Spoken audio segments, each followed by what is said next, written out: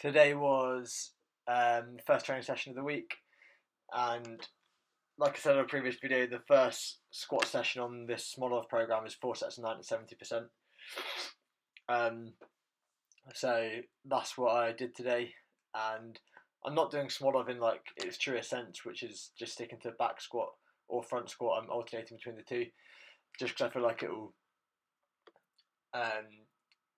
be less likely to cause me any like niggles or injuries as I'm going through it, because it's quite a lot of volume. It's not, people bang on about SMOLOV being like a really, really hard squat program. I don't think it's that bad. It's 26 sets of squats per week, which when you look at the general volume guidelines, they say to hit between 10 and 20 per muscle group or movement pattern per week.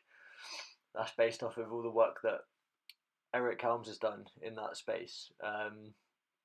So it's only 6 sets above that, which isn't that lot. And even when you look at the heavier squat day, which is 10 sets of 3 on Saturday, even that's not that bad, because I can't remember the name of the guy, but he's done some work in like how many sets is like optimal for a training session per movement pattern or muscle group, and that's 9 sets, so it's only one more set than that. So I don't think the SMOLOV program is really that taxing, and a lot of people say that you have to be on steroids or whatever to do that kind of training program, and I think it's pretty reasonable. And even the guidelines are 10 to 20 sets per week. It's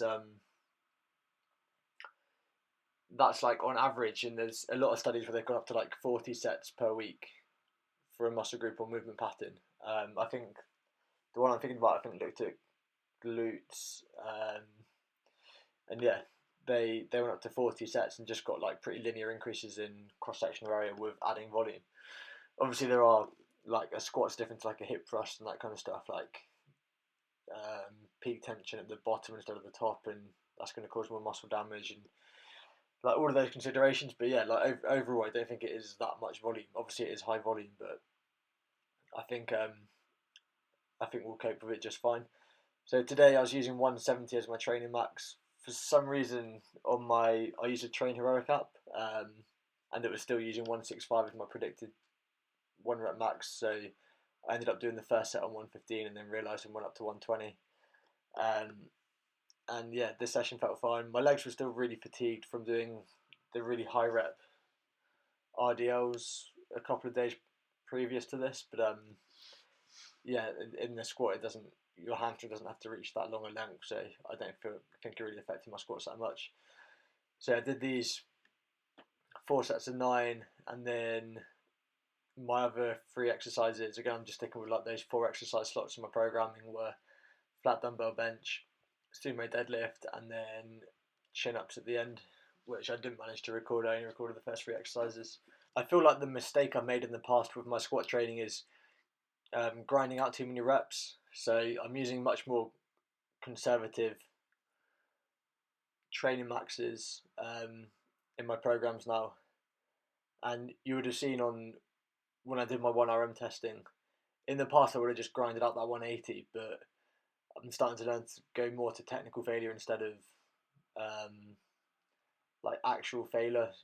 So like if I made that 180 lift, and I've squatted more than that in the past, but started to let my hips come up first and then turn it into like a squat good morning. So being stricter on my technique, going to technical failure, and I feel like that's going to yield some really good results for my leg strength and increasing muscle mass as well. And yeah, you could tell I was finding those sets pretty comfortable because I paused the last one, and then moved on to my flat dumbbell bench. I've been playing around with I don't know if any of you guys follow Paul Carter on Instagram. His handle is like lift run bang, I think, but he always talks about pressing in the scapular plane, so keeping the dumbbells at more of a 45-degree angle and letting the elbows come tighter to your body, which is going to lengthen the pecs more and be more effective for hypertrophy. You might be a little bit weaker there. I didn't feel like I did. I played around with it going a bit wider and a bit narrower today, and I felt pretty strong in both of those planes. But sometimes when I go closer, it I don't know, it just feels a bit weird on my shoulder. So I might stick with that, I might not. I'll keep playing around with it, but it's not really a lift that I'm really going to try and push for strength, just for extra chest volume in the program at the moment. And then deadlifting after this. This is still the part of the program that I'm really trying to figure out. So I did 4 sets of 10, and I've programmed 5 doubles on Wednesday. But yeah, this is today was 4 10s. So I feel like it's probably too high volume for the amount of squats I'm doing, but because it was a higher volume squat day with sets of 9, I felt like it was kind of complementary in that way, just keeping it a high volume day. The same with dumbbell pressing. But yeah, this is quite a tough session. But then I've also changed the weekly schedule. So I used to lift 2 days in a row, take a day off for cardio, lift 2 days again, then take a day off. And I've changed that around a little bit. So I'm gonna, again, going back to that SMOLOV template, I'm gonna lift, have a day off, lift, have a day off, lift, lift. So I feel like that's gonna be better for my squat training. But it just makes it really hard to fit makes it harder to fit the deadlifting in. But yeah, we'll see how it goes. I might drop the volume down from 10s to like maybe doubles again. And on the Wednesday when I do deadlift, those 5 doubles are going to be quite a low percentage and just keep it as speed work, which is what Matt Perryman talks about in his book, in the Squat Everyday book, which I'd definitely recommend for anyone that hasn't read it. It makes you really rethink a lot about training and what people think is like unrealistic is actually gets you really, really good results. So I think when he first started squatting every day, he was like one of the first ones to do it, and people thought he was mental. Other than the Bulgarians, so people used to say he used loads of steroids, and that's how they managed to survive it. But yeah, you're capable of recovering a lot more than you think, and you're probably not going to overtrain. Again, that's something I've talked about before. And if any of you listen to Eric Helm's podcast with Omar Isuf, the Iron Culture one, they did a really good episode on that, on overtraining. And yeah, like when you just lift without doing any endurance training or CV work, you're very unlikely to overtrain. And then, yeah, the one thing I was going to say about these deadlifts is I still want to get my chest up more off that first rep and get my back flatter, because I can feel it's not quite locked into position. But then once I got it moving, this felt pretty comfortable. I've sumoed 240 not that long ago, maybe 2 or 3 months ago.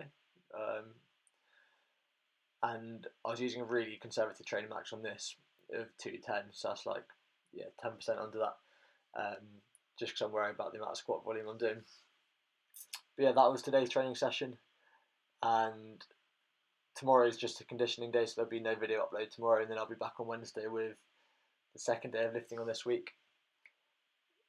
Thank you for watching. Hopefully you're finding these videos kind of like informative or enjoying following on my journey, and I look forward to seeing you in the next video.